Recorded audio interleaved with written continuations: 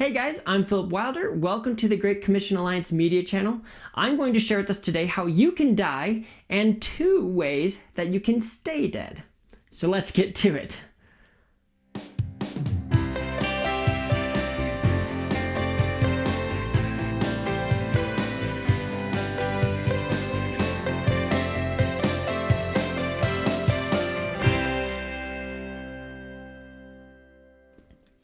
So we're going to be looking at Luke chapter 9, verses 23 through 26.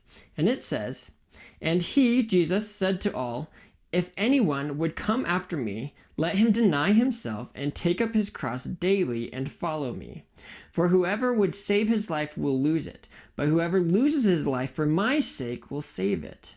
For what does it profit a man if he gains the whole world and loses or forfeits himself?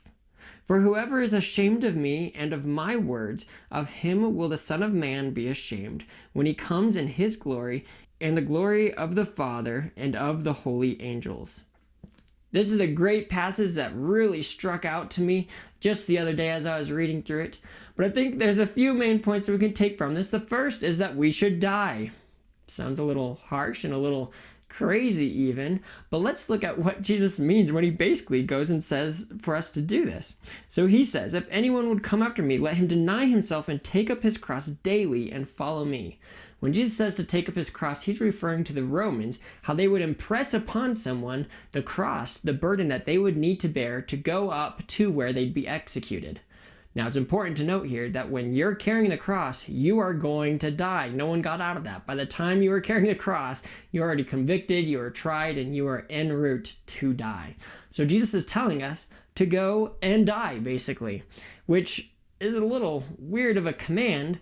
But what Jesus is really referring to and pointing out here is not that we should die physically, but that we should be designed to our own ambitions, to our own selfish desires, and our own selfish dreams and goals for our lives. We should be giving up the things that we desire, dying to ourselves basically, for the point then of reaching out to others and focusing on others, which is a pretty hard thing to do, especially as Jesus makes it clear here that we're supposed to die to ourselves. It's like we're executing ourselves.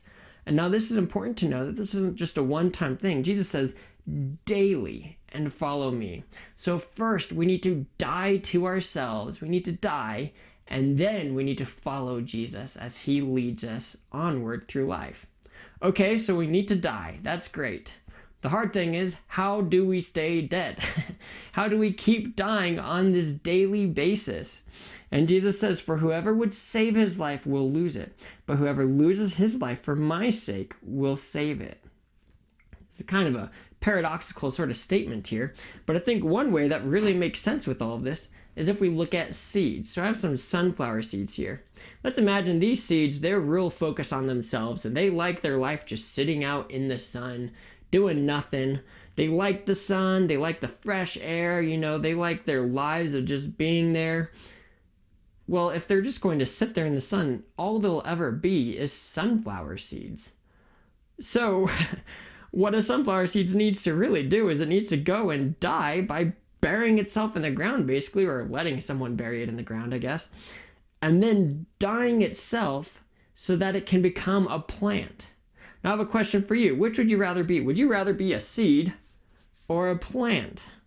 It's pretty obvious to tell which is more exciting and which is more vibrant and which has a better potential and future in life. But yet, in this world, it's so easy for us to want to become just simple seeds and just do nothing and lie on the cement and never die to ourselves. We want to live our own lives. We don't want to die for the sake of leading to new life and leading to life of others. We want to just have our own little lives. Well, Jesus says we cannot do that. If we are not willing to die to ourselves, then we can't go and bear fruit. We can't bring about new life. In essence, what Jesus is saying then is completely true. He says, "For whoever would save his life by not letting himself die will, in a sense, then lose his life, and it'll become nothing." These seeds, at one point, they were good. Now, after several years of not being in the ground or being planted, they're now dead seeds. All they ever did was be seeds and die as seeds. In the same way with us.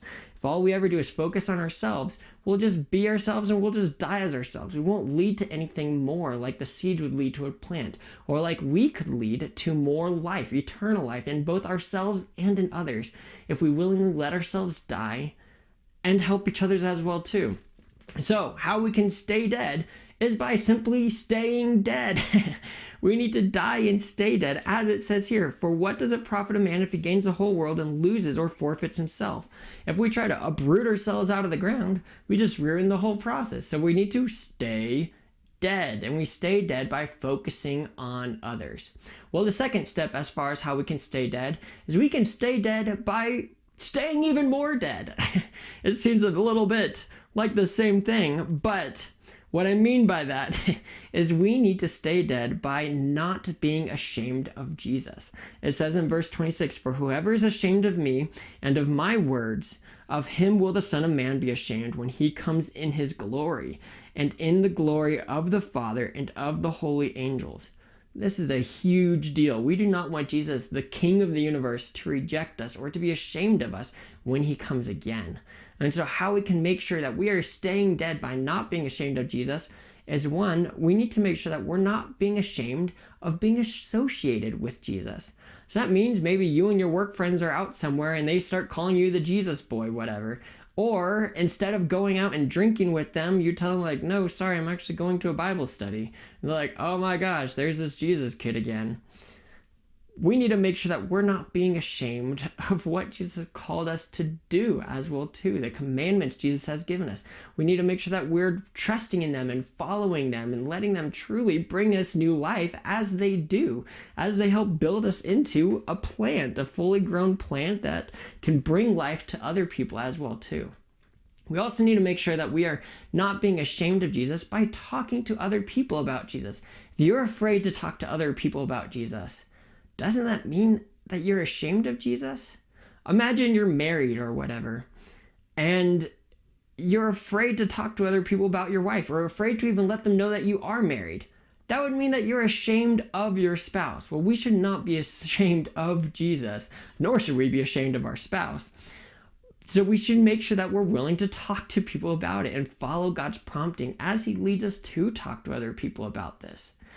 Lastly, we need to make sure that we are not being ashamed of Jesus by making sure that we're not avoiding other Christians or the Bible or going to church. If we're ashamed of being with Jesus through his word or through his church or through his people, then we're not going to grow either. We're not going to draw closer to God.